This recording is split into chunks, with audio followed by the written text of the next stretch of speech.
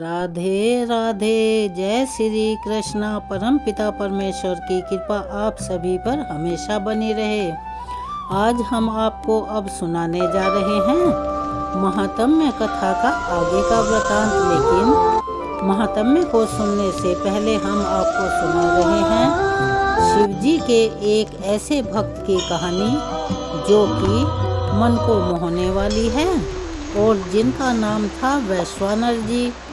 प्राचीन समय की बात है। पूर्ण सलीला नर्मदा जी के पावन तट पर नरमपुर नामक एक बहुत ही सुंदर और रमणीय छोटा सा गांव था।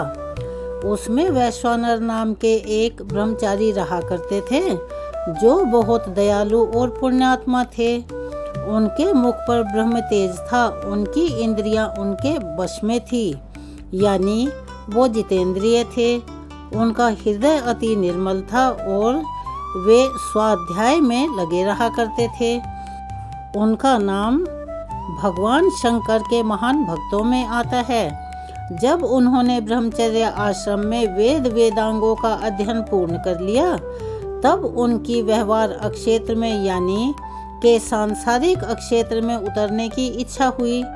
वैश्वानर जी ने मन में विचार किया कि गृहस्थ आश्रम ही अन्य 3 आश्रमों का आधार है। देवता, पितृ, मनुष्य और यहाँ तक कि पशु पक्षी भी तो गृहस्थों का ही आश्रय लेते हैं। स्नान, हवन और दान गृहस्थ के लिए आवश्यक धर्म बताया गया है। इस आश्रम में जब के लिए भी कोई बाधा, कोई अड़चन नहीं है। चित्त स्वभाव से ही चंचल है और गृहस्थ का चित्त एक स्त्री में बंधा रहता है। चरित्र की रक्षा के लिए धर्मपत्नी उसका कवच होती है। अगर मैं विवाह ना करूं, हठ से, लोक लाज से या फिर स्वार्थवश ब्रह्मचारी के ही भेष में रहूं और मेरे मन में बुरी वासनाएं आती रहें, तो फिर मेरा वो ब्रह्मचर्य भला किस काम का। यदि गृहस्थ पुरुष पर स्त्री पर यानी के दूसरे की स्त्री पर कुदृष्टि ना डालें, केवल अपनी ही स्त्री से संतुष्ट रहें और ऋतु काल में सहवास करें, तो वह गृहस्थ होने पर भी ब्रह्मचारी ही माना जाता है। जो राग द्वेष से रहित होकर सदाचार पूर्वक गृहस्थ जीवन व्यतीत करता है, वह तो वानप्रस्थ से भी श्रेष्ठ माना गया है। अक्षणिक वैराग्य के आवेश में आकर कोई घर छोड़ दे और घर की बातों का ही चिंतन करता रहे, यानी अपने मन को ना हटा सके। घर तो वह छोड़कर आ गया, लेकिन उसका मन अभी भी अपने घर परिवार, अपने परिजनों में ही अटका हुआ है, तो उसे घर त्यागने का कोई भी पुण्य और फल नहीं मिलता। जो गृहस्थ किसी से किसी वस्तु की याचना नहीं करता और भगवान जिस भी परिस्थिति में उसे रखें, चाहे सुख हो या दुख हो, अमीरी हो या गरीबी हो, उसी में वह खुश रहता हो। और जो भोजन के अलावा अन्य किसी भी वस्तु की भिक्षा मांगते हैं, उन सन्यासियों से भी बहुत उत्तम है।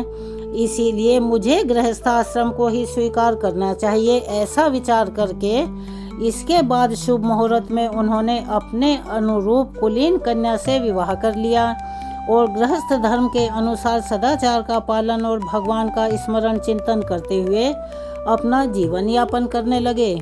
उनकी पत्नी का नाम सुचिस्मती था। वे अपने पति को ही भगवान का दूसरा रूप मानकर उनकी सेवा में लगी रहती थी। 5 महायज्ञ, देवता, पितृ और अतिथियों की पूजा सेवा प्रतिदिन हुआ करती थी।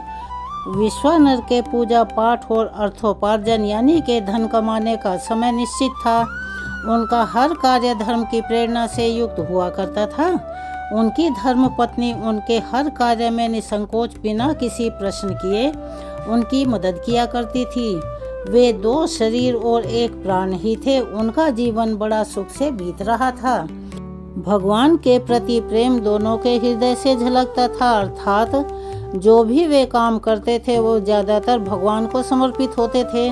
इस तरह बहुत सारे दिन इसी प्रकार बीत गए। इधर संतान न होने से सुचिस्मती का मन बड़ा परेशान रहा करता था। एक दिन उनके मन में यह बात आई तो उन्होंने अपने पति से कहा। अब उनके पति ने सोचा कि संतान प्राप्त करने के लिए हमें भगवान शंकर जी की आराधना करनी चाहिए।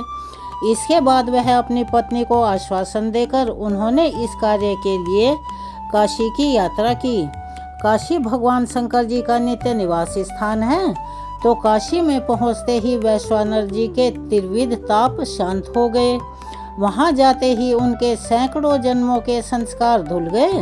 उन्होंने गंगा जी में स्नान करके भगवान शंकर जी की विविध लिंग मूर्तियों का दर्शन और फिर उनका पूजा अर्चन किया। यज्ञ करके सहस्त्र ब्राह्मण सन्यासियों को भोजन करवाया और अंत में उन्होंने यह निश्चय किया कि अब भगवान वीरेश्वर की आराधना भी करनी चाहिए। अब तक बहुत से स्त्री पुरुषों ने वीरेश्वर भगवान की आराधना करके ही तो अपनी अपनी सभी इच्छाएं पूर्ण की हैं।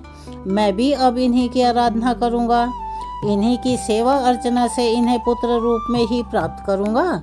ऐसा दृढ़ निश्चय करके वैश्वानर जी ने भगवान की उपासना में लग गए। उन्होंने 13 महीने तक भगवान की पूजा की। इस दौरान कभी एक समय खा लिया करते, कभी बिना मांगे जो कुछ मिल जाता वही खाकर सो जाते, कभी दूध पीकर ही रह लेते, कभी फल खा लेते और कभी कभी तो कुछ भी नहीं खाते थे, क्योंकि उन्हें कुछ उस दिन मिलता नहीं था। 1 महीने तक 1 मुट्ठी तिल प्रतिदिन खाकर रहे। किसी महीने में केवल पानी पीकर रह जाते थे, तो किसी महीने में वह भी नहीं। इस तरह घोर तपस्या करते हुए उन्होंने 12 महीने बिता दिए। 13वें महीने में एक दिन प्रातःकाल ही गंगा स्नान करके भगवान शंकर जी की पूजा करने के लिए आए। उन्होंने जब मूर्ति की ओर देखा तो बीचों बीच लिंग में एक बालक दिखलाई पड़ा। 8 वर्ष की आयु उसकी लग रही थी। सब अंगों में भस्म रमा हुआ था। उसकी बड़ी बड़ी आंखें थी, लाल अधर यानी होठ थे, सिर पर पीली जटाएं और मुख पर हंसी थी। बालकों जैसा भेष था, शरीर पर वस्त्र नहीं था। लीलापूर्ण हंसी से वह चित्त को मोह रहा था। और यह बालक बालक नहीं बल्कि साक्षात भगवान शंकर जी ही थे। अब विश्वानर अपने इष्ट देव को पहचान कर उनके चरणों में गिर पड़े और आंखों के जल से उनका अभिषेक किया। रोमांचित शरीर और गदगद कंठ से अंजलि बांधकर उन्होंने भगवान की स्तुति की और उनके चरणों में दंडवत करके गिर पड़े। तब भगवान शंकर जी ने कहा कि तुम्हारी जो भी इच्छा हो वो मांग लो। विश्वानर जी ने कहा कि प्रभु आप तो सर्वज्ञ हो, सब कुछ जानते हो और मेरे मन की बातें भी जानते हो। आपके लिए अनजान भला क्या है? एक तो मैंने इच्छा करके ही अपराध कर दिया है, दूसरे अब आप याचना करने को कह रहे हैं। याचना तो दीनता की मूर्ति है। आप जानबूझकर मुझे इसके लिए क्यों उकसा रहे हैं? तब भगवान शंकर जी ने कहा तुम्हारी अभिलाषा पूर्ण होगी। शुचि स्मृति की इच्छा पूर्ण करने के लिए तुमने जो तपस्या की है वह अनुचित नहीं, सर्वथा उचित है। मैं एक रूप से तुम्हारा पुत्र बनूंगा। मेरा नाम ग्रहपति अग्नि अथवा वैश्वानर होगा। ऐसा कहकर भगवान अंतर्ध्यान हो गए और विश्वानर बड़े आनंद के साथ भगवान का स्मरण करते हुए अपने घर लौट आए। समय आने पर शुचि स्मृति गर्भवती हुई। विश्वानर ने शास्त्र के अनुसार सभी संस्कार किए। जिस दिन पुत्र जन्म हुआ उस दिन सभी दिशाएं आनंद से परिपूर्ण हो गई। नवजात शिशु का जात कर्म संस्कार और श्रुति के अनुसार नामकरण किया गया। शिशु का नाम ग्रहपति रखा गया। 5वें वर्ष में यज्ञोपवीत संस्कार के साथ ही कुमार का वेदाध्ययन शुरू हुआ। कुल 3 वर्ष के समय से समस्त शास्त्रों का सांगोपांग अध्ययन करके, जबकि दूसरों के लिए इतने कम समय में तो उसका पारायण भी असंभव है, वैश्वानर अपने पिता के पास लौट आए और उन्होंने अपने नियम, सेवा, सहिष्णुता आदि से न केवल अपने माता पिता बल्कि सभी लोगों को चकित कर दिया। बालकों का एकमात्र कर्तव्य है माता पिता की सेवा और उनकी आज्ञा का पालन करना, सबके साथ विनय का व्यवहार। और वैश्वानर तो इस सब के आचार्य थे और सबके लिए आदर्श थे। विद्या ही अपने आप में परिपूर्ण नहीं होती, विद्या के साथ विनय भी होनी चाहिए। यही माणिक और कंचन का संयोग है। एक दिन भ्रमण करते हुए देव ऋषि नारद नरमपुर में विश्वानर के घर पर पधारे। शुचि स्मृति और विश्वानर ने प्रेम और आनंद से भरकर उनका आतिथ्य सत्कार किया। वैश्वानर गृहपति ने आकर उनके चरणों में प्रणाम किया। देव ऋषि नारद ने आशीर्वाद देकर वैश्वानर से बालक की प्रशंसा करते हुए कहा कि तुम्हारा दाम्पत्य जीवन तो धन्य है। यह तो तुम्हारा बड़ा सौभाग्य है कि तुम्हें ऐसा आज्ञाकारी पुत्र प्राप्त हुआ। पुत्र के लिए तो इससे बढ़कर और कोई कर्तव्य है ही नहीं। उसके लिए माता और पिता ही गुरु और देवता हैं। उनकी सेवा ही सदाचार है। उनके चरणों का जल ही तीर्थ समान है। पुत्र के लिए संसार में पिता ही परमात्मा है। पिता से भी बढ़कर माता है, क्योंकि 9 से 10 महीने तक पेट में रखना और बचपन में पालन पोषण करना माता का ही काम है। गंगा के पवित्र जल से अभिषेक करने पर भी वैसी पवित्रता प्राप्त नहीं होती जैसी माता के चरणामृत के स्पर्श से हो जाती है।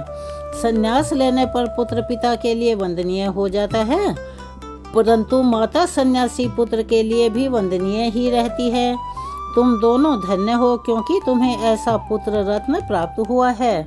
देव ऋषि नारद जी जब यह कह रहे थे, माता पिता के हृदय में कितना हर्ष हुआ होगा, कितना खुशी हुई होगी, इसका अनुमान भला कौन लगा सकता है। देव ऋषि नारद ने वैश्वानर को अपने पास बुलाते हुए कहा, बेटा आओ, मेरी गोद में बैठो। मैं तनिक तुम्हारे शरीर के लक्षणों को तो देख लूं। माता पिता की आज्ञा से वैश्वानर देव ऋषि नारद को प्रणाम करके बड़ी नम्रता से उनकी गोद में बैठ गए। देव ऋषि नारद ने उनके शरीर का एक एक लक्षण देखा, तालु, जीभ और दांत भी देखे। इसके पश्चात गौरी शंकर जी और गणेश जी को नमस्कार करके कुमकुम में रंगे हुए सूत से उत्तर मुंह की ओर खड़े हुए बालक को पैर से लेकर सिर तक नाप लिया। इसके बाद में कहा, हे विश्वानर, 108 अंगुल जिसके शरीर का परिमाण होता है वह लोकपाल होता है, और तुम्हारा बालक वैसा ही है। इसके शरीर में उत्तम पुरुष के 32 लक्षण मिलते हैं। इसके 5 अंग दीर्घ हैं, दोनों नेत्र, ठोड़ी, जानु और नासिका। 5 अंग सूक्ष्म हैं, त्वचा, केश, दांत, उंगलियां और उंगलियों की गांठें। इसके 7 स्थान लाल हैं, दोनों हाथ, दोनों आँखों के कोने, तालु, जिह्वा, होस्ट यानी होंठ, अधर और नाक। 3 स्थान विस्तृत हैं, ललाट, कटी और वक्ष स्थल। इन लक्षणों से यह सिद्ध होता है कि यह बालक अवश्य ही महापुरुष है। देव ऋषि नारद ने इसके अलावा माता पिता को बहुत सारे लक्षण दिखलाए, जिनसे इस बालक की असाधारणता सिद्ध होती थी। माता पिता सुनते सुनते अघाते नहीं थे। वे चाहते थे कि देव ऋषि कुछ और भी कहें, कुछ और कहें। देव ऋषि ने भी अपनी ओर से कोई बात छुपाकर या उठाकर नहीं रखी थी, सब कुछ कहते रहे। देव ऋषि ने फिर अंत में कहा कि इस बालक में सभी गुण हैं, सब शुभ लक्षण हैं। यह निष्कलंक चंद्रमा है, फिर भी ब्रह्मा जी उसे नहीं छोड़ेंगे। विधाता के विपरीत होने पर सारे गुण दोष बन जाते हैं। अभी इसका 9वां वर्ष चल रहा है। 12वें वर्ष में विद्युत के द्वारा इसकी मृत्यु हो सकती है। इतना कहकर देव ऋषि नारद आकाश मार्ग से चले गए। अब माता पिता के हृदय में तो अब मानो वज्रपात हो गया हो, यानी कि उनके छाती पर पहाड़ गिर गया हो। वैश्वानर ने देखा मेरे माता पिता बड़े दुखी हो रहे हैं, तब उन्होंने मुस्कुराकर कहा, माँ, पिताजी, तुम लोग इतने डर क्यों गए? तुम्हारे चरण कमलों की धूली जब मैं अपने सिर पर रखे रहूंगा, तब तो काल भी मुझे छू नहीं सकता। और फिर वज्र तो भला है ही क्या, उसमें रखा ही क्या है। मेरे अनन्य स्नेही पूजनियों, मैं प्रतिज्ञा करता हूँ कि अगर मैं तुम्हारा पुत्र हूँ तो ऐसा काम करके दिखलाऊंगा कि वज्र और मृत्यु दोनों मुझसे भयभीत रहेंगे। मैं भगवान मृत्युंजय की आराधना करूंगा, और वे तो काल के भी काल हैं, उनकी कृपा से कुछ भी असंभव नहीं। वैश्वानर की वाणी क्या थी, अमृत की मानो वर्षा थी। सुनते ही माता पिता का हृदय शांत हो गया। उनके सुख की कोई आर पार नहीं था। फिर वे बोले, भगवान शंकर बड़े दयालु हैं, उन्होंने एक नहीं अनेकों की रक्षा की है। प्रलय की धड़कती हुई आग, वो हलाहल विष जिसकी ज्वाला से त्रिलोकी भस्म हो जाता, करुणा परवश होकर भगवान शंकर उसे पी गए।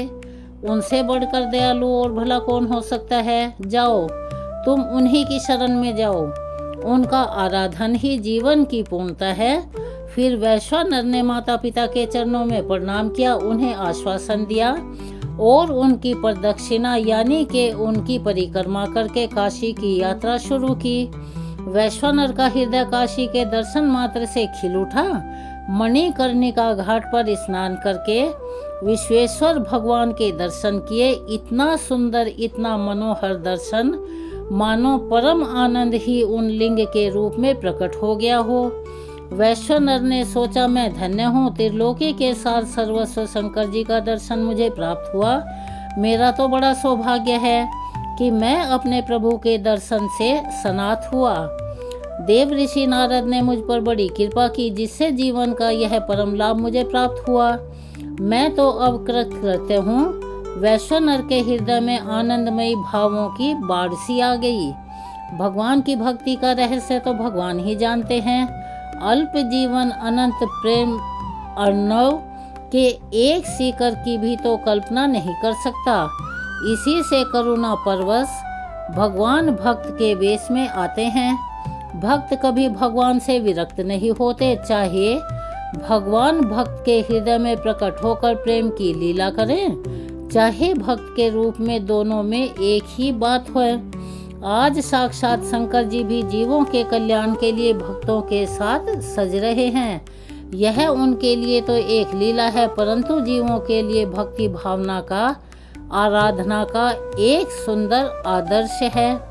इस मार्ग पर चलकर भला कौन नहीं अपना कल्याण साधन कर सकता।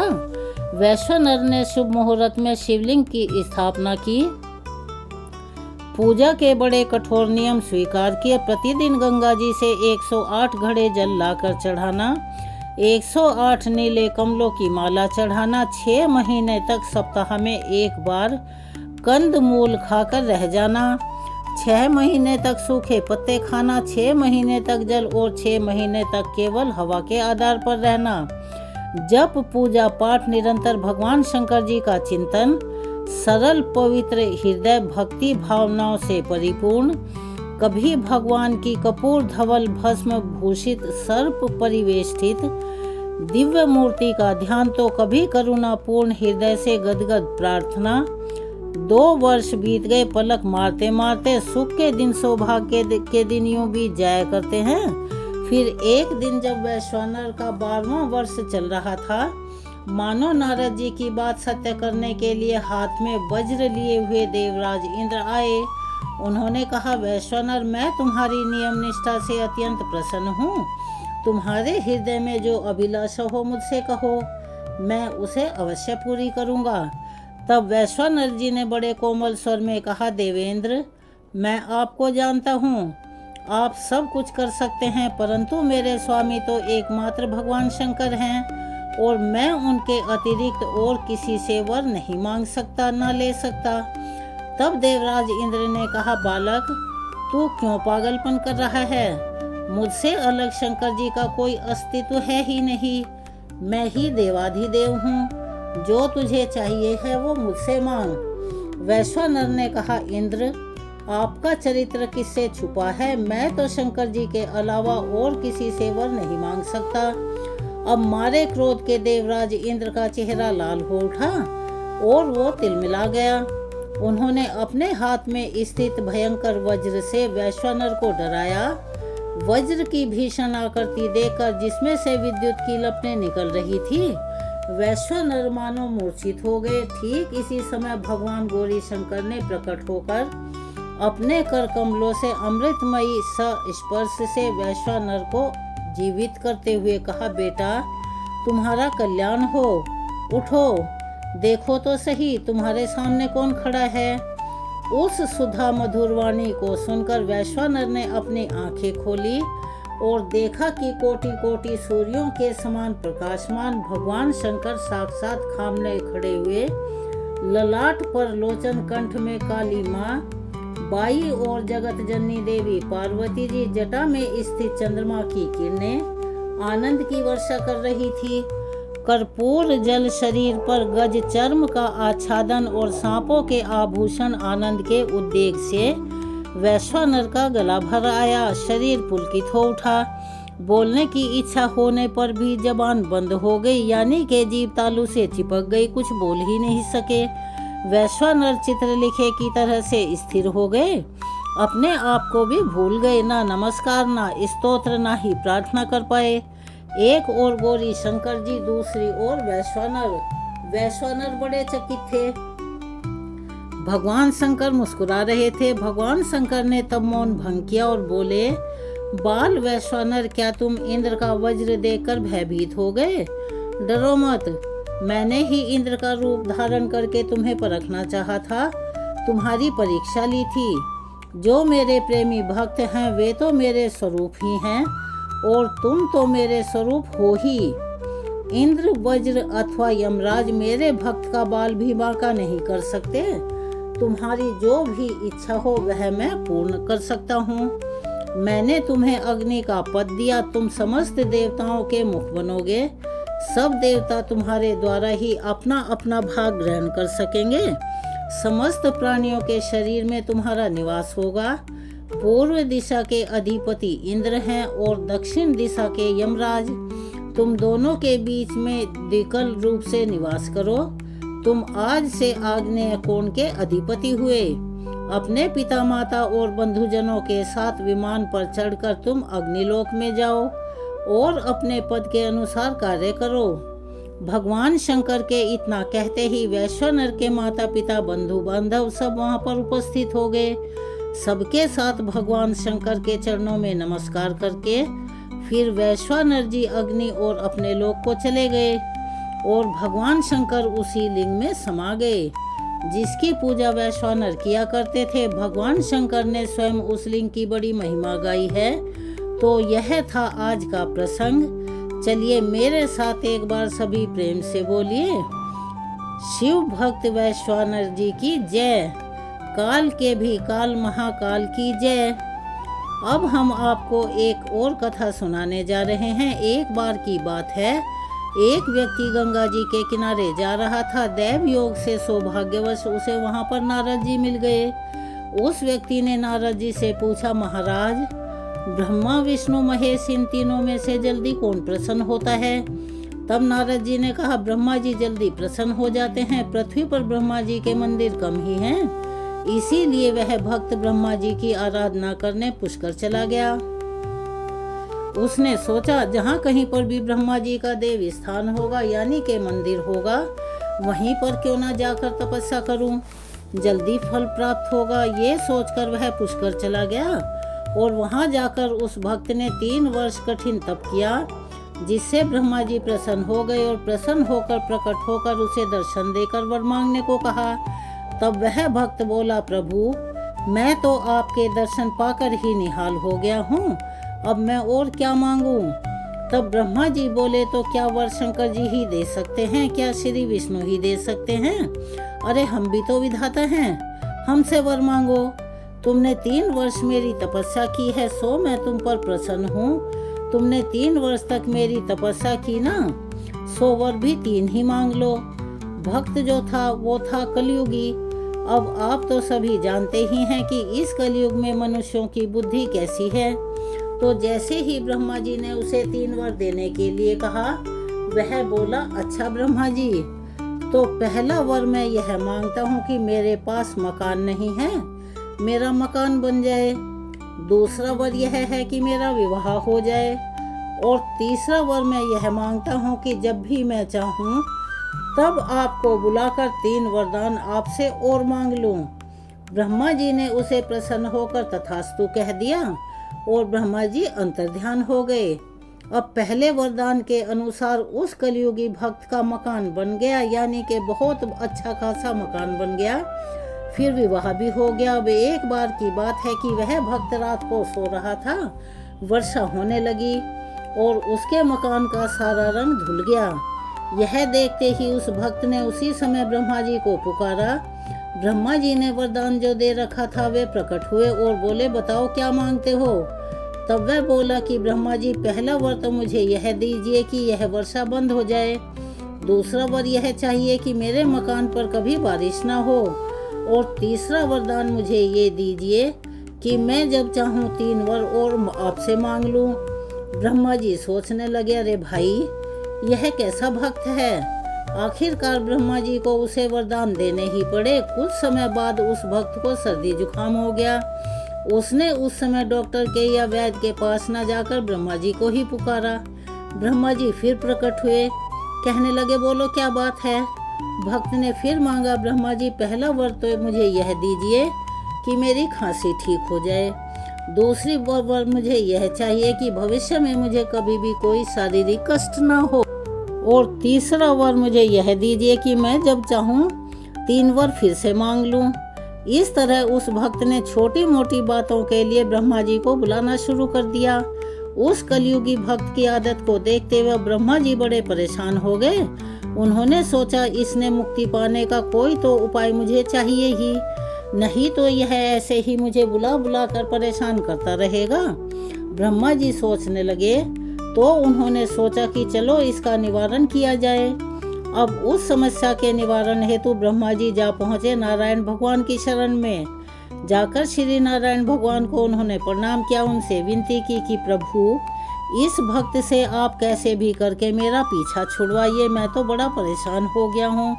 इसे तो सर्दी जुकाम होता है, इसके घर पर वर्षा होती है तो यह मुझे ही पुकार लेता है।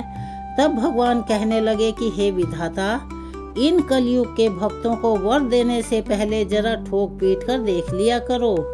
यह रुपया तो 1.25 चढ़ाएंगे और बदले में मांगेंगे 1.25 लाख। ऐसा कहकर श्री नारायण भगवान मुस्कुराने लगे। फिर उन्होंने माँ सरस्वती को बुलाया और बोले, देवी जाइए, आप उस भक्त की जिह्वा पर बैठ जाइए। अब देवी सरस्वती भगवान की आज्ञा के अनुसार उस भक्त की जिह्वा पर जाकर बैठ गई। अब की बार उस भक्त ने पहला वरदान यह मांगा कि मुझे वैराग्य हो जाए। दूसरा वरदान मांगा कि मेरी भगवान के चरणों में प्रीति हो जाए, और तीसरे वरदान में यह मांगा कि अब मेरी मुक्ति हो जाए।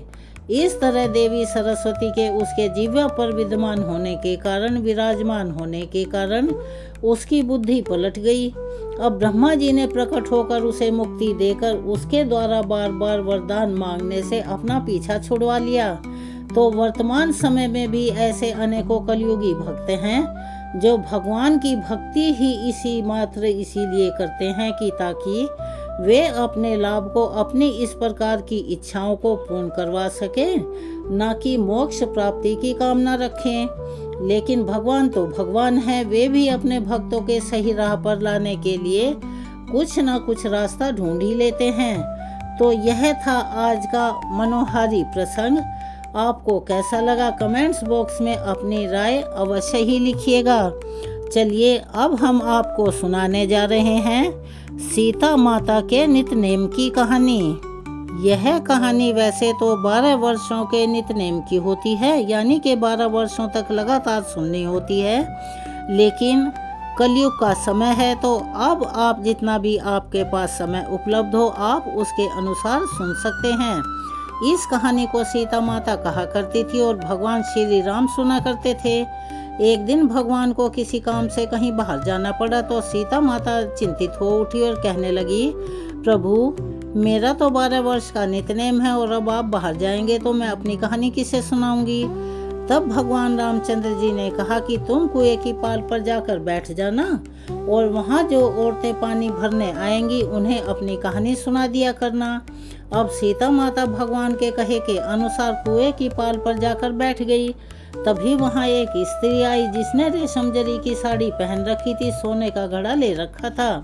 सीता माता ने उसे देखा तो कहने लगी कि बहन मेरा 12 वर्ष का नितनेम सुन लो। तब वह स्त्री बोली, मैं तुम्हारा नितनेम सुनूंगी तो मुझे घर जाने में देर हो जाएगी, फिर मेरी सास मुझसे लड़ेगी। उसने कहानी नहीं सुनी और चली गई। घर जाते ही उसकी जो रेशम जरी की साड़ी थी वो फट गई और जो सोने का घड़ा था वो मिट्टी के घड़ा हो गया। यह सब देखकर उसकी सासू माँ ने पूछा, अरे बहू यह किसका दोष अपने सिर पर लेकर आ गई। तब बहू ने कहा, माँ जी कुएं पर एक औरत बैठी थी, उसने कहानी सुनने के लिए कहा लेकिन मैंने नहीं सुनी। जिसका यह फल मुझे मिला। अब बहू की बात सुनकर अगले दिन वही साड़ी और घड़ा लेकर उसकी सासू माँ कुएं की पाल पर गई। सास को वहीं पर सीता माता बैठी मिली तो सीता माता ने उससे भी कहा कि बहन बहन मेरी कहानी सुन लो। सास बोली कि एक बार छोड़ बहन, मैं तो 4 बार कहानी सुन लूंगी। तब सीता माता ने अपनी कहानी कहना शुरू किया। राम आए लक्ष्मण आए, देश के पुजारी आए, नित नेम का नेम लाए। आओ राम बैठो राम, तपी रसोई जीमो राम, माखन मिश्री खाओ राम, दूध बताशा पियो राम, सूत के पलका मोठो राम, शाल दुसाला पोठो राम, शाल दुसाला ओढ़ो राम। जब भी बोलूं राम ही राम, राम समारे सबके काम, खाली घर भंडार भरेंगे, सबका बेड़ा पार करेंगे। श्री राम जय जय राम। सास बोली बहन कहानी तो बहुत अच्छी लगी। कहानी सुनकर सास घर चली गई और उसकी वह साड़ी फिर से रेशम जरी की हो गई और मिट्टी का घड़ा भी सोने के घड़े में बदल गया। अब यह सब देखकर बहू बोली, माँ जी आपने यह सब कैसे किया? तब सास ने कहा, बेटा तू तो दोष लगा के आई थी और मैं वह दोष उतार कर आ रही हूँ। बहू ने हैरान होकर फिर से पूछा कि माँ वो कुएं वाली स्त्री कौन थी? तब सास बोली कि वो तो साक्षात सीता माता थी। वो पुराने से नया कर देती हैं, खाली घर भंडार भर देती हैं। वह लक्ष्मी जी का वास घर में कर देती हैं। व्यक्ति की जो भी इच्छा हो उसे पूरा कर देती हैं। तब बहू बोली, माँ जी फिर तो ऐसी कहानी मुझे भी सुना दीजिए। सास बोली, क्यों नहीं, ठीक है तुम भी सुनो। फिर सास ने कहानी शुरू की। राम आए लक्ष्मण आए, देश के पुजारी आए, नित नेम का नेम लाए। आओ राम बैठो राम, तपी रसोई जीमो राम, माखन मिश्री खाओ राम, दूध बताशा पियो राम, सूत के पलका मोठो राम, साल दुसाला ओढ़ो राम। जब भी बोलूं राम ही राम, राम संवारे सबके काम, खाली घर भंडार भरेंगे, सबका बेड़ा पार करेंगे। श्री राम जय जय राम। कहानी सुनकर बहू बोली, माँ जी कहानी तो बहुत अच्छी है। सास ने कहा, ठीक है अब तो हम इस कहानी को रोज कहा करेंगे। अब सास बहू रोज सवेरे उठती, नहाती धोती, पूजा पाठ करने के बाद नित्य नेम की सीता माता की कहानी कहा करती। एक दिन उनके यहाँ पड़ोस की एक औरत आई और बोली, बहन जरा सी आँच यानी आग तो देना। तो वे बोली कि आग तो हमने अभी तक जलाई ही नहीं। तब पड़ोसन ने पूछा, तो फिर तुम सुबह 4 बजे से उठकर अब तक क्या कर रही हो? तब उन्होंने बताया कि सुबह उठकर हम तो पहले पूजा करते हैं, फिर सीता माता की नित्य नेम की कहानी कहते हैं। तब पड़ोसन ने उनकी बात सुनकर फिर पूछा, सीता माता की कहानी कहने से तुम्हें क्या मिला? तब वे बोली कि इनकी कहानी कहने से घर में भंडार भर जाते हैं, सारे काम सिद्ध हो जाते हैं, मन की इच्छा भी पूरी होती है। तब पड़ोसन बोली कि बहन फिर तो ऐसी कहानी मुझे भी सुना दो। वह बोली, ठीक है तो फिर तुम भी यह कहानी सुन लो। राम आए लक्ष्मण आए, देश के पुजारी आए, नित्य नेम का नेम लाए।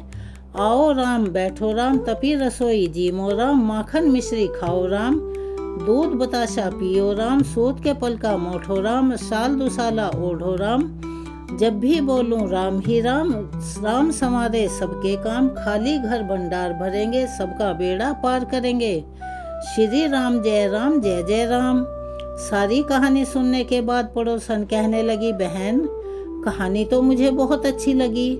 अब क्या था, वह पड़ोसन भी नितनेम सीता माता की कहानी कहने लगी। कहानी कहने से सीता माता ने पड़ोसन के भी भंडार भर दिए। अब तो पूरे मोहल्ले में क्या पूरे गांव में नितनेम की कथा चल पड़ी और हर किसी की मनोकामना सीता माता की कृपा से पूरी होने लगी। हे सीता माता, जैसे आपने उनके भंडार भरे वैसे ही हम सबके भी भरना। कहानी कहने वाले, सुनने वाले, दूसरों को सुनाने वाले और हुंकारा मात्र भरने वाले सभी के घर भंडार भरना। बोलिए सीता माता की जय।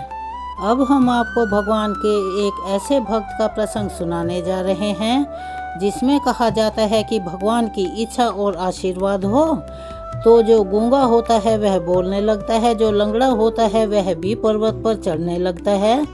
तो चलिए आइए सुनते हैं। एक बार मेरे साथ प्यार से बोलिए, ओम नमो भगवते वासुदेवाय नमः।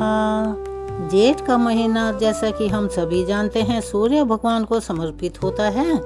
तो चलिए आज का वृतांत शुरू करने से पहले हम आपको सुनाने जा रहे हैं सूर्य देव भगवान की कथा। क्योंकि रविवार का दिन तो सूर्य भगवान का होता ही है, लेकिन जेठ का पूरा महीना भगवान को ही समर्पित माना गया है। और हमारे वेद शास्त्रों में ऐसा वर्णित है कि भगवान सूर्य केवल प्रकाश देने वाले देवता ही नहीं हैं, बल्कि संपूर्ण संसार के आत्मस्वरूप, आरोग्यदाता, पापों का नाश करने वाले और जीवन में तेज, यश तथा सफलता प्रदान करने वाले देव हैं। पुराणों के अनुसार जो भक्त श्रद्धा और नियम पूर्वक रविवार का व्रत करते हैं, सूर्य देव की कथा सुनते हैं या जेठ के महीने में जेठ के मास के नियमों का पालन करते हैं तथा भगवान को अर्घ अर्पित करते हैं, उनके जीवन के अनेकों कष्ट दूर हो जाते हैं। जैसे कि नेत्रों के रोग शांत होते हैं, आत्मविश्वास और उनका श्रद्धा बढ़ती है, तेज बढ़ता है, मान सम्मान एवं पद प्रतिष्ठा प्राप्त होती है। ग्रह दोष विशेषकर सूर्य दोष जिसकी कुंडली में हो वो स्वतः ही शांत हो जाता है। घर में सुख शांति और सकारात्मकता आती है और पितरों की कृपा भी प्राप्त होती है। और हमारे सनातन धर्म में ऐसा बताया गया है, ऐसी धार्मिक मान्यता है कि इस दिन प्रातः काल तांबे के पात्र में जल, लाल पुष्प, अक्षत और रोली डालकर सूर्य देव को अर्घ्य देने से जन्म जन्मों के पाप नष्ट हो जाते हैं। भविष्य पुराण के अनुसार जो मनुष्य जेठ के महीने में उपवास रखकर, चाहे वो एक समय का ही रखे, सूर्य देव की कथा सुनता है, सुनाता है या पढ़ता है, उसे अश्वमेध यज्ञ के समान पुण्य फल प्राप्त होता है। इसीलिए पूरे मास भर श्रद्धा से सूर्य देव की कथा अवश्य ही सुने, क्योंकि सूर्य देव की कृपा से जीवन में आरोग्य, तेज, यश, आत्मबल और सुख समृद्धि का उदय होता है। जो जपा कुसुम के पुष्प के समान लाल वर्ण वाले महर्षि कश्यप के पुत्र, महान तेजस्वी, अंधकार और पापों का नाश करने वाले दिवाकर हैं, उन सूर्य भगवान को मैं प्रणाम करता हूँ या करती हूँ। प्राचीन समय की बात है, एक नगर में एक अति निर्धन वृद्ध महिला रहा करती थी। वह भगवान सूर्य नारायण की बहुत महान भक्त थी। उसके पास धन धान्य तो नहीं था, लेकिन सूर्य भगवान के प्रति उसके हृदय में अटूट श्रद्धा भक्ति भरी हुई थी। बूढ़ी माई प्रत्येक उसको दिन उठा करती, ब्रह्म मुहूर्त में उठती, स्नान करती और तांबे के पात्र में शुद्ध जल भरकर भगवान सूर्य देव को अर्घ्य दिया करती थी। फिर श्रद्धा पूर्वक सूर्य मंत्र का जाप करती, ओम घृणी सूर्याय नमः। इसके बाद वह दिन भर व्रत रखती और संध्या के समय केवल एक बार सात्विक भोजन ग्रहण किया करती थी। उस वृद्धा के पास एक छोटी सी गाय थी। वह गाय का गोबर इकट्ठा करके अपने घर को लीपती और उसी से चूल्हा जलाकर भोजन बनाती थी। उसी नगर में उसकी एक पड़ोसन रहती थी जो बहुत ही क्रूर और ईर्ष्यालु स्वभाव की थी। वह उस बूढ़ी माई की भक्ति से जला करती थी। एक दिन उसने सोचा कि यदि मैं इसकी गाय को घर से दूर बांध दूंगी तो यह अपना व्रत और पूजा नहीं कर पाएगी। अगले दिन की बात, उसने चुपके से उस बूढ़ी माँ की गाय को खोलकर दूर भेज दिया, यानी खोलकर छोड़ दिया। जब बूढ़ी माई जागी तो गाय को न देखकर बहुत दुखी हुई। उसे उस दिन गोबर भी नहीं मिला जिससे कि वो घर को लीप सके और भोजन बना सके। लेकिन उसने अपने मन में ऐसा सोचा कि यदि आज भोजन नहीं मिलेगा तो कोई बात नहीं, लेकिन मैं सूर्य भगवान की पूजा अवश्य करूंगी। उसने श्रद्धा से सूर्य देव को जल अर्पित किया और दिन भर भूखी प्यासी रहकर भगवान का स्मरण करती रही, यानी कि भगवान को याद करती रही। भक्त की ऐसी निष्काम भक्ति देखकर भगवान सूर्य नारायण अति प्रसन्न हुए और रात के समय सूर्य देव ने बूढ़ी माई को सपने में दर्शन दिए। उनका तेज करोड़ों सूर्यों के साम प्रज्वलित था। उन्होंने कहा, हे भक्त, मैं तुम्हारी सच्ची श्रद्धा और भक्ति से अति प्रसन्न हूँ। तुमने ऐसी परिस्थिति में भी मेरा व्रत नहीं छोड़ा, इसीलिए मैं तुम्हें सुख समृद्धि और ऐश्वर्य का वरदान देता हूँ। प्रातः काल जब उस बूढ़ी माई की आंख खुली तो उसने देखा कि उसके आंगन में एक और अद्भुत गाय खड़ी है। उस गाय का गोबर सोने का था। अब वृद्धा का जीवन बदल गया, वह धनवान हो गई, लेकिन उसके मन में अहंकार कभी नहीं आया। वह पहले की तरह से ही सूर्य देव का व्रत रखती, पूजा करती। अब कुछ समय बीतने के बाद उस पड़ोसन को इस चमत्कार का पता चल गया। उसके मन में भी लालच आ गया। उसने राजा को जाकर बताया कि बूढ़ी माई के घर एक ऐसी गाय है जो सोने का गोबर देती है। अब राजा ने तुरंत ही अपने सैनिकों को भेजा और वह गाय महल में मंगवा ली। अब बूढ़ी माई अत्यंत दुखी होकर सूर्य देव से प्रार्थना करने लगी कि हे प्रभु, यह आपकी कृपा थी, अब आप ही मेरी रक्षा कीजिए। भगवान सूर्य देव ने उसी रात राजा को सपने में दर्शन दिए और कहा कि राजा, वह गाय मेरी परम भक्त को मैंने प्रसन्न होकर दी थी। यदि तुमने वह गाय वापस नहीं की तो मैं तुम्हारा राजपाट और घर बार सब कुछ नष्ट कर दूंगा। राजा डर गया और अगले ही दिन उसने आदर पूर्वक गाय को वृद्धा को लौटा दिया और उनसे हाथ जोड़कर क्षमा भी मांगी। उसी दिन से राजा भी सूर्य भगवान का भक्त बन गया और पूरे राज्य में व्रत और सूर्य पूजा का प्रचार होने लगा। तो प्रिय भक्तों, जो मनुष्य श्रद्धा, नियम और सच्चे मन से भगवान का व्रत रखता है, सूर्य देव की कथा सुनता है, दूसरों को सुनाता है या पढ़ता है या मात्र हुंकारे भरता है और भगवान को अर्घ अर्पित करता है, उसके जीवन के सभी दुख, रोग, भय और दरिद्रता स्वतः ही दूर हो जाती है। सूर्य देव की कृपा से घर में सुख, शांति, आरोग्य, यश और समृद्धि का वास होता है। तो चलिए एक बार मेरे साथ प्यार से बोलिए, सूर्य नारायण भगवान की जय, श्री हरि विष्णु भगवान की जय। अब हम आपको सुनाने जा रहे हैं महात्म्य का आगे का वृतांत। संसार की सृष्टि करने वाले भुवन के दीप स्वरूप भगवान भास्कर की जय हो। श्याम शरीर वाले शारंग धनुषधारी भगवान मुरारी की जय हो। मस्तक पर चंद्रमा धारण किए हुए देवों के देव भगवान रुद्र की जय हो। सभी के मुकुटमणि तेजोमयी भगवान चित्रभानु अर्थात सूर्य नारायण की एक बार फिर से जय हो। एक बार पौराणिकों में श्रेष्ठ लोमहर्षण सूत जी ने मुनियों से प्रणाम पूर्वक पुराण संहिता के विषय में पूछा।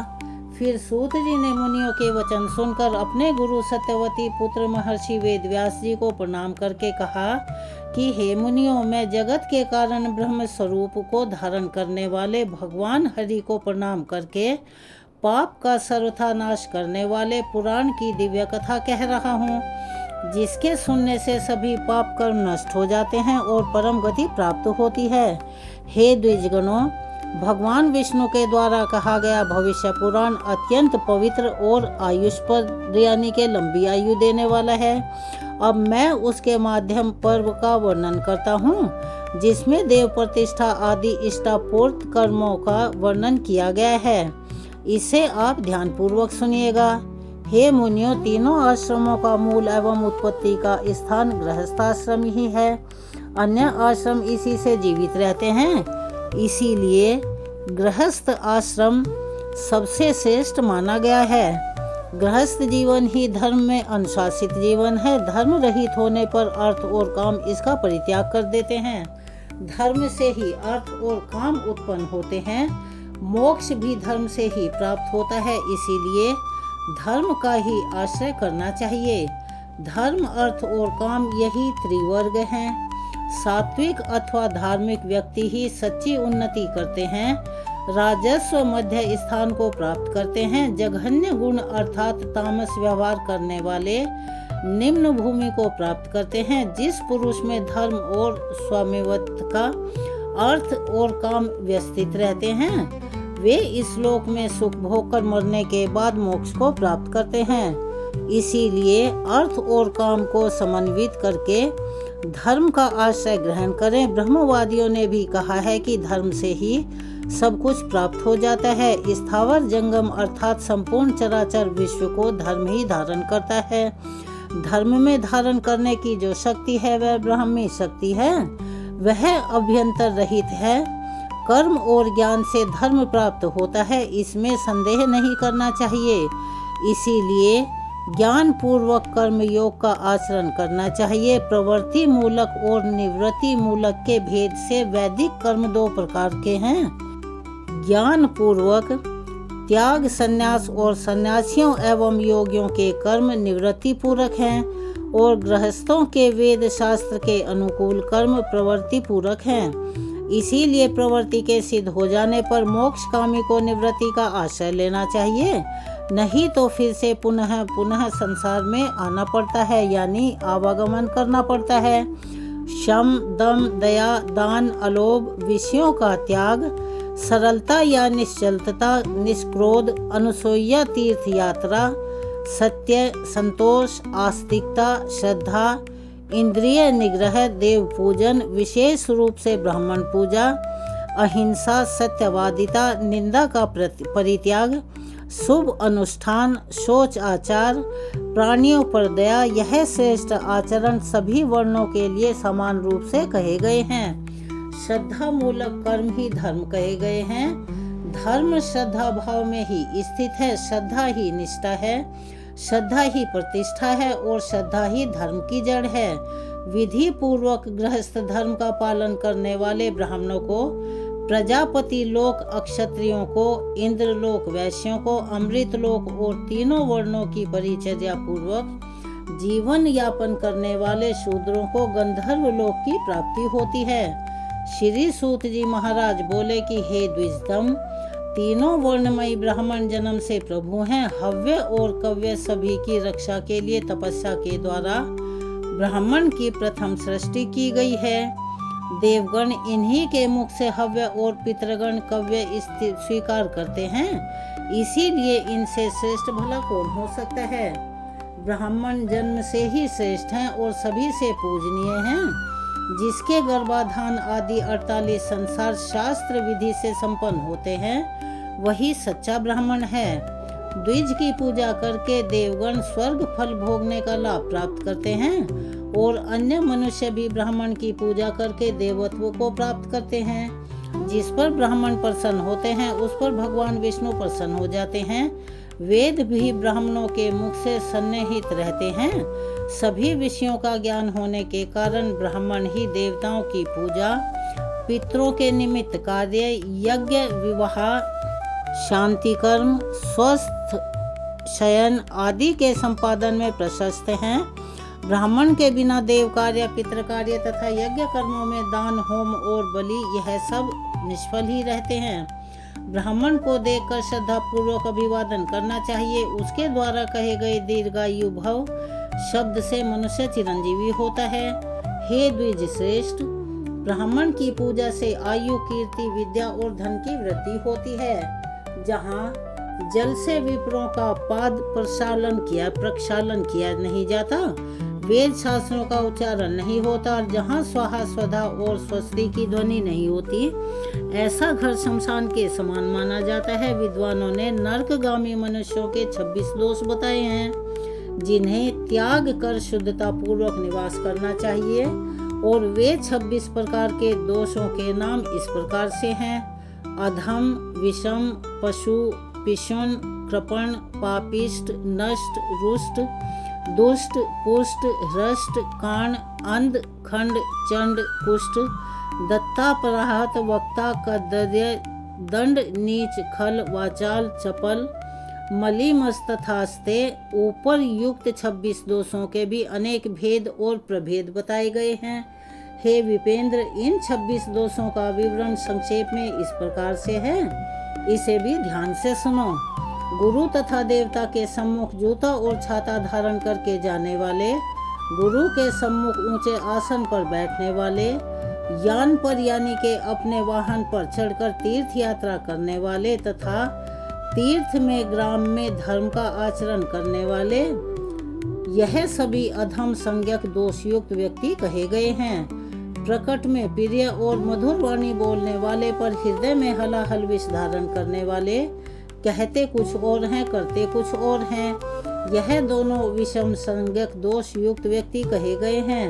मोक्ष की चिंता छोड़कर सांसारिक चिंताओं में श्रम करने वाले, हरि की सेवा से रहित प्रयाग में रहते हुए भी अन्य स्नान करने वाले, प्रत्यक्ष देव को छोड़कर अदृष्टि की सेवा करने वाले तथा शास्त्रों के सार तत्व को न जानने वाले, यह सभी पशु के समान दोष युक्त व्यक्ति हैं। बल से अथवा छद्म से या मिथ्या से प्रेम का प्रदर्शन कर ठगने वाले व्यक्ति को पिशुन दोष युक्त कहा गया है। देव संबंधी और पितृ संबंधी कर्मों में मधुर अन्न की व्यवस्था रहते हुए भी मलिन तथा अन्न का भोजन कराने वाला दुर्बुद्धि मानव कृपण है। उसे ना तो स्वर्ग मिलता है और ना ही मोक्ष मिलता है। जो अप्रसन्न मन से कुत्सित वस्तु का दान करता है एवं क्रोध के साथ देवता आदि की पूजा करता है, वह सभी धर्मों से बहिष्कृत कृपण कहा गया है। निर्दुष्ट होते हुए भी शुभ का परित्याग तथा शुभ शरीर का विक्रय करने वाला कृपण कहलाता है। माता पिता और गुरु का त्याग करने वाला, पवित्र आचार रहित पिता के सन्मुख निसंकोच भोजन करने वाला, जीवित माता पिता का परित्याग करने वाला, उनका कभी भी सेवा न करने वाला तथा होम यज्ञ आदि का लोभ करने वाला पापिष्ट कहलाता है। साधु आचरण का परित्याग करके झूठी सेवा का प्रदर्शन करने वाला, वेश्यागामी, देव धन के द्वारा जीवन यापन करने वाले, भार्या के व्यभिचार द्वारा प्राप्त धन से जीवन यापन करने वाला या कन्या को बेचकर अथवा स्त्री के धन से जीवन यापन करने वाले, यह सब नष्ट संज्ञक व्यक्ति हैं। यह स्वर्ग एवं मोक्ष के अधिकारी नहीं हैं। जिसका मन सदा क्रुद्ध रहता है, यानी वो गुस्से में रहता है, अपनी हीनता देखकर जो क्रोध करता है, जिसकी भौह कुटिल है तथा जो क्रुद्ध होकर रुष्ट स्वभाव वाला है, ऐसे यह 5 प्रकार के व्यक्ति रुष्ट कहे गए हैं। अकार्य में या निंदित आचार में ही जीवन व्यतीत करने वाला, धर्म कार्य में अस्थिर, ज्यादा सोने वाला, दुर्व्यसन में आसक्त, पर्यायी स्त्री सेवी, सदैव दुष्टों के साथ वार्तालाप करने वाला, ऐसे 7 प्रकार के व्यक्ति दुष्ट कहे गए हैं। अकेले में ही मिठाई का भक्षण करने वाला, वंचक, संजनों के निंदक, शूकर के समान वृत्ति वाले, ये सब पुष्ट संज्ञक व्यक्ति कहे जाते हैं। शास्त्र की निंदा करने वाला, चुगलखोर, राजगामी, शूद्र सेवक, शूद्र की पत्नी से अनाचरण करने वाला, शूद्र के घर पर पके हुए अन्न को एक बार भी खाने वाला या शूद्र के घर पर 5 दिनों तक निवास करने वाला व्यक्ति चंड दोष वाला कहा जाता है। 8 प्रकार के कुष्ठों से स्वर्मित, त्रिकुष्ठी शास्त्र में निंदित व्यक्तियों के साथ वार्तालाप करने वाला अधर्म व्यक्ति कुष्ठ दोष युक्त कहा जाता है। कीट के समान भ्रमण करने वाला, कुत्सित दोष से युक्त व्यापार करने वाला दत्तापहारक कहा जाता है। कुपंडित एवं अज्ञानी होते हुए भी धर्म का उपदेश देने वाला वक्ता है। गुरुजनों की वृत्ति को हरण करने की चेष्टा करने वाला तथा काशी निवासी व्यक्ति यदि बहुत दिन तक काशी छोड़कर कहीं और दूसरी जगह निवास करता है तो वह कंजूस है। मिथ्या क्रोध का प्रदर्शन करने वाला तथा राजा न होते हुए भी दंड देने वाला दंड अर्थात उदंड कहा जाता है। ब्राह्मण, राजा और देव संबंधी धन का हरण कर उस धन से अन्य देवता या ब्राह्मण को संतुष्ट करने वाला, उस धन से भोजन या अन्न को देने वाला व्यक्ति घर के समान नीच है। जो अक्षर अभ्यास में तत्पर व्यक्ति केवल पढ़ता है किंतु समझता नहीं, व्याकरण शास्त्र शून्य व्यक्ति पशु के समान है। जो गुरु और देवता के आगे करता हुआ कुछ और है, कहता कुछ और है, सोचता कुछ और है, वह अनाचारी दुराचारी समझा जाता है और उसे नीच कहा जाता है। गुणवान एवं सज्जनों में जो दोष का अन्वेषण करता है वह व्यक्ति खल कहलाता है। भाग्यहीन व्यक्ति से परिहास युक्त वचन बोलने वाला तथा चांडालों के समान निर्लज होकर वार्तालाप करने वाला वाचाल कहा जाता है।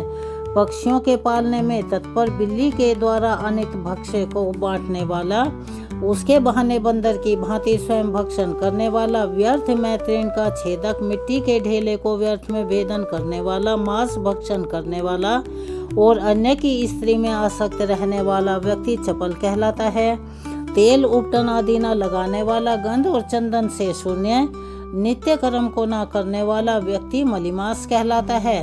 अन्याय से अन्य के घर का धन ले लेने वाला तथा अन्याय से धन कमाने वाला, शास्त्र निषिद्ध धनों को ग्रहण करने वाला, देव पुस्तक रत्न मणि मुक्ता, अश्व यानी घोड़ा और भूमि तथा स्वर्ण का हरण करने वाला चोर कहा जाता है। साथ ही देव चिंतन तथा परस्पर कल्याण चिंतन न करने वाले, गुरु तथा माता पिता का पोषण न करने वाले और उनके प्रति पालनीय कर्तव्य का आचरण न करने वाले एवं उपकारी व्यक्ति के साथ समुचित व्यवहार न करने वाले, यह सभी चोर हैं। इन सभी दोषों से युक्त व्यक्ति रक्तपूर्ण नरक में निवास करते हैं। इनका सम्यक ज्ञान संपन्न हो जाने पर मनुष्य देवत्व को प्राप्त कर लेता है।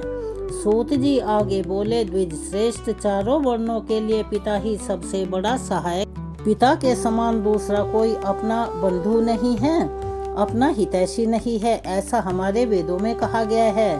माता पिता और गुरु यह तीनों पथ प्रदर्शक हैं, पर इनमें माता ही सर्वोपरि मानी गई है। भाइयों में जो क्रमशः बड़े हैं वे क्रम से विशेष आदर के पात्र हैं। इन्हें द्वादशी अमावस्या तथा संक्रांति के दिन अपनी अपेक्षा अपनी सामर्थ्य के अनुसार मणि युक्त वस्त्र दक्षिणा के रूप में देना चाहिए।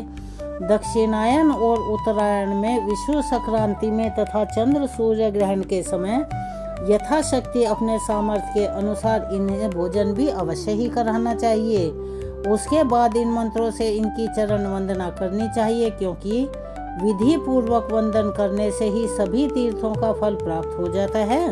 किसी भी पूजा पाठ में उसके नियमों को अनुसार चलना अति आवश्यक होता है। स्वर्ग और अपवर्ग रूपी फल को प्रदान करने वाले एक आद्य ब्रह्म स्वरूप पिता को मैं नमस्कार करता हूँ, जिनकी प्रसन्नता से संसार सुंदर रूप में दिखता है।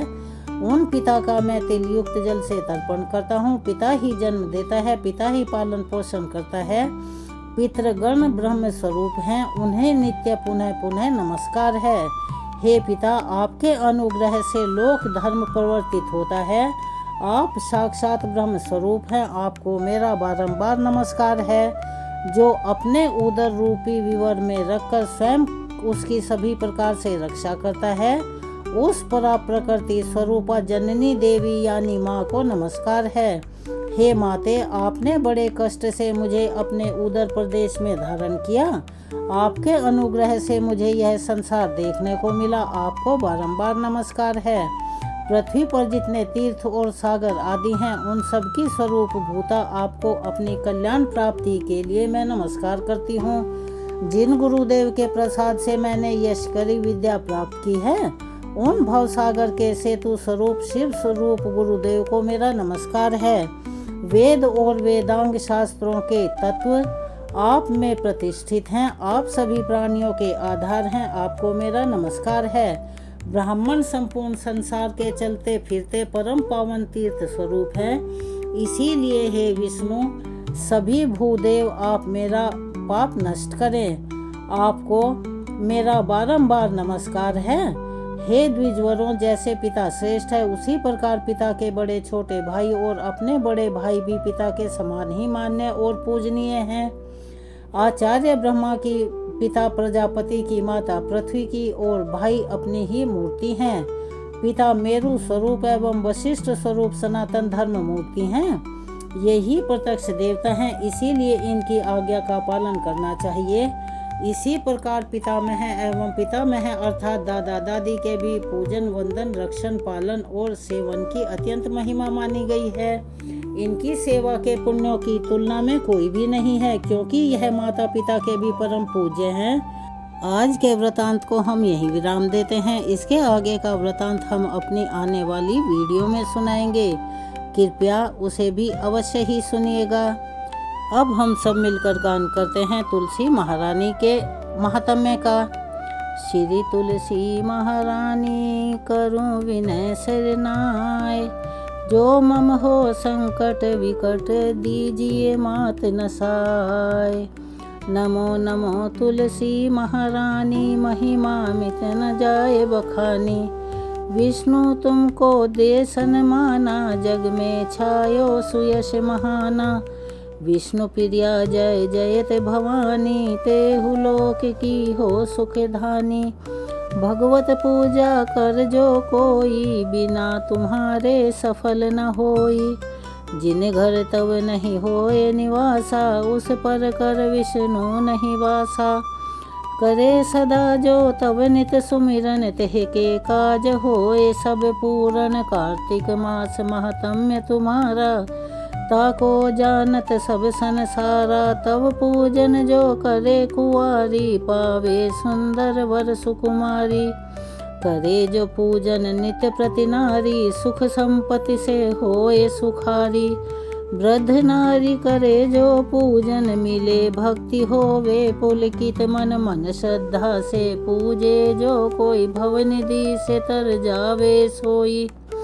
तथा भागवत यज्ञ करावे, तुम बिन नहीं सफलता पावे। छायो तव परताप जग भारी, ध्यावत तुम ही सकल चितधारी।